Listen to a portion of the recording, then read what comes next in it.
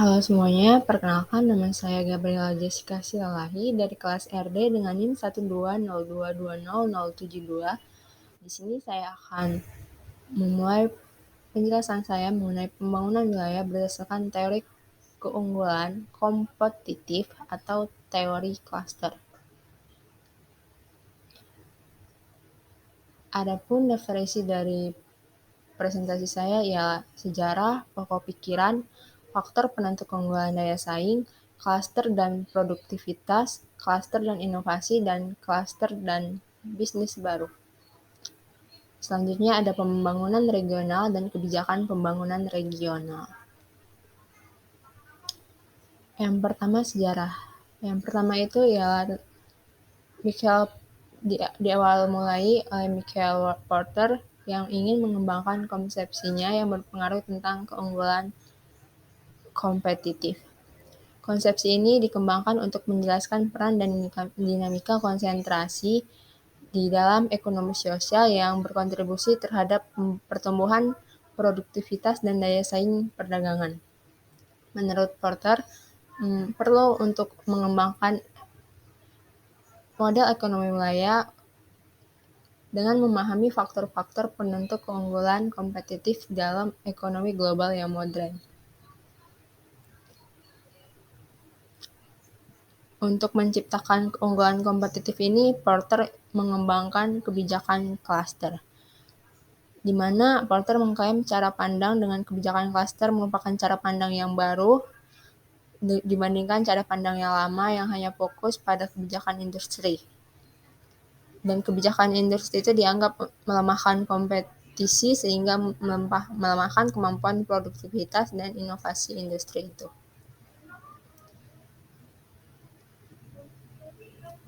Setelah membahas tentang sejarah klaster, kita membahas tentang pokok pemikiran. Porter mengusulkan arah baru pengembangan wilayah. Ada 6. Yang pertama itu pembangunan berfokus kepada keunggulan kompetitif dan bukan pada penciptaan lapangan kerja. Yang kedua, pembangunan berbasis klaster yang mencerminkan inti dari pendorong terciptanya lapangan kerja dan upah. Yang ketiga, pembangunan kekuatan yang ada saat ini dan yang potensial untuk dikembangkan. Yang keempat, pengembangan strategi pembangunan daripada daftar tindakan. Yang kelima, ada pembangunan dengan prioritas dan urutan. Dan yang terakhir itu pembangunan berdasarkan data, bukan politik ataupun pemikiran penuh dengan harapan semata.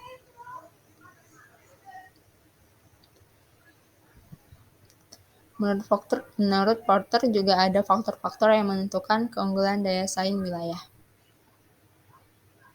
Tapi sebelumnya kita harus tahu apa itu wilayah kompetitif. Wilayah yang kompetitif adalah ketika perusahaan-perusahaan di wilayah tersebut beroperasi secara kompetitif atau bersaing keunggulannya dengan wilayah lainnya, sehingga mampu memelihara dan memperbaiki upah dan standar hidup. Dan apa itu keunggulan kompetitif?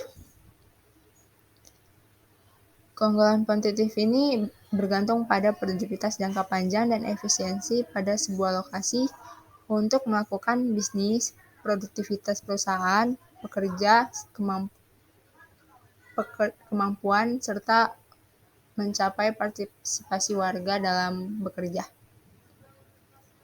Kembali ke faktor penentu keunggulan daya saing, yaitu ada 3. Yang pertama, faktor endowment. Faktor endowment ini sumber daya yang dimiliki suatu wilayah seperti lokasi, lahan, iklim, pemandangan alam, bentang alam, cagar budaya, penduduk, lingkungan, dan sumber-sumber daya lainnya. Dan yang kedua itu ada keunggulan secara makroekonomi, di mana makroekonomi berarti kebijakan moneter, pembangunan manusia, dan pengembangan politik yang efektifnya. Dan ketiga ada keunggulan secara mikronomi. Mikronomi ini kualitas lingkungan, pengembangan klaster, kecanggihan strategi, dan operasional perusahaan.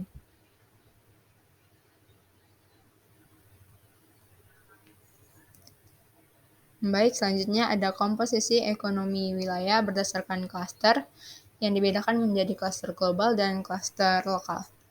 Klaster global ini melayani pasar nasional dan global dan mudah terpapar kompetisi dengan wilayah dan negara lain. Sedangkan klaster lokal ini melayani pasar lokal sedikit terpapar kompetisi dengan wilayah lain di dalam negeri maupun yang di luar negeri.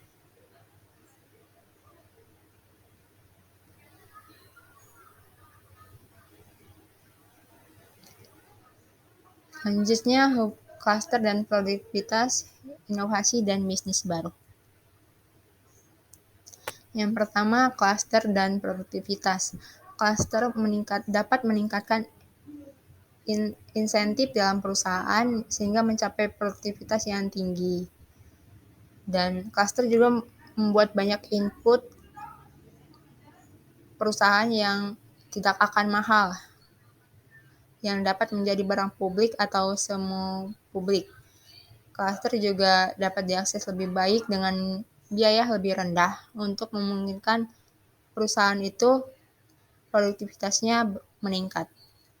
Dan klaster juga memberi akses unggul atau lebih murah ke input khusus. Dan yang kedua itu ada klaster dan inovasi, di mana sebuah perusahaan dalam sebuah klaster itu seringkali dapat lebih cepat mendapatkan komponen, layanan, mesin, dan elemen lainnya yang diperlukan untuk inovasi-inovasi baru, produk-produk baru dengan proses baru, ataupun model logistik yang baru. Dan yang ketiga ada klaster dan bisnis baru, di mana keuntungan klaster dalam bisnis baru ini dapat memainkan peran utama dalam mempercepat proses inovasi klaster.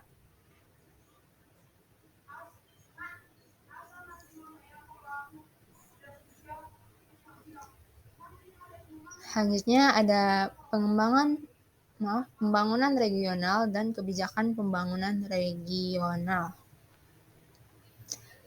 Adapun strategi pembangunan regional seperti dimulai dari kembangkan keunggulan nilai-nilai wilayah, lalu dilanjutkan dengan mengembangkan kekuatan unik yang dimilikinya, lalu mencapai dan memelihara keseimbangan dengan wilayah sekitar sehingga tujuannya tercapailah prioritas dan urutan pengembangan yang merupakan hal fundamental untuk pengembangan ekonomi wilayah.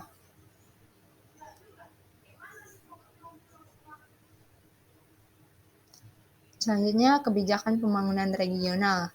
Yang pertama ada kebijakan ekonomi, di mana kebijakan ekonomi ini meningkatkan daya tarik lingkungan dan iklim bisnis ataupun bisa dibilang investasi. Yang kedua, pendidikan dan pelatihan tenaga kerja yang terampil. Ketiga, pembangunan infrastruktur sains dan teknologi. Yang keempat, pencapaian standar kualitas dan lingkungan. Yang kelima, perlindungan sumber daya alam. Yang keenam, pembangunan infrastruktur fisik pendukung spesialisasi wilayah. Yang ketujuh, penyediaan informasi pasar. Dan yang kedelapan, pengembangan promosi ekspor.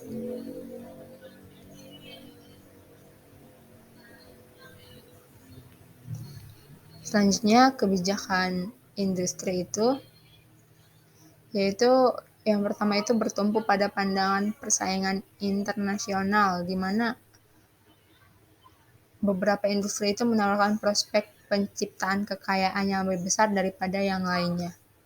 Dan yang kedua itu, kebijakan industri itu melihat keunggulan dan kompetitif yang sangat ditentukan pengembalian skala oleh peningkatan. Di mana mengingat pentingnya skala, pemerintah itu harus memelihara industri-industri baru yang diprioritaskan hingga mencapai kritis melalui subsidi. Yang ketiga itu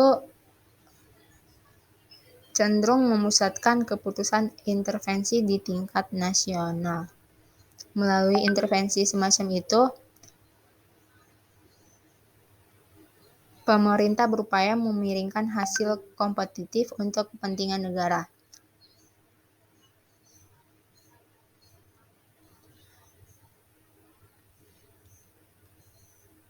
Dan selanjutnya, kebijakan klaster. Kebijakan klaster ini bertumpu pada pandangan yang lebih luas dan dinamis dari persaingan antara perusahaan dan lokasi, berdasarkan pada pertumbuhan produktivitasnya. Semua klaster tentunya dapat diinginkan dan semua menawarkan potensi untuk berkontribusi pada kesejahteraan. Yang penting bukanlah persaingan suatu negara itu, melainkan bagaimana cara melakukannya. Yang kedua itu, teori klaster ini menyerukan untuk menyambut perusahaan asing, di mana perusahaan asing itu meningkatkan eksternalitas dan produktivitas klaster, serta aktivitas mereka di suatu negara atau negara yang berkontribusi secara langsung di lapangan dan investasi lokal. Yang ketiga, perlunya pembukaan pasar lokal yang tepat waktu dan mantap.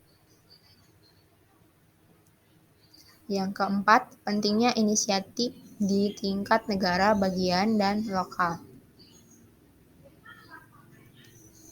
Yang kelima, berfokus pada menghilangkan hambatan dan lain-lain.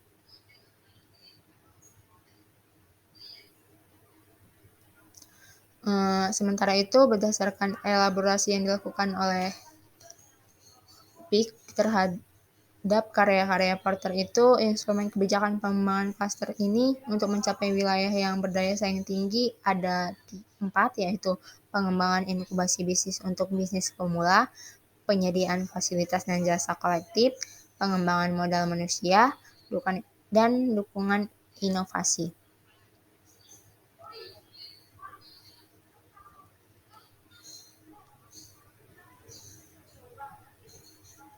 Baik, sekian presentasi yang dapat saya presentasikan. Jika ada salah kata, saya mohon maaf. Atas perhatiannya, saya ucapkan banyak terima kasih.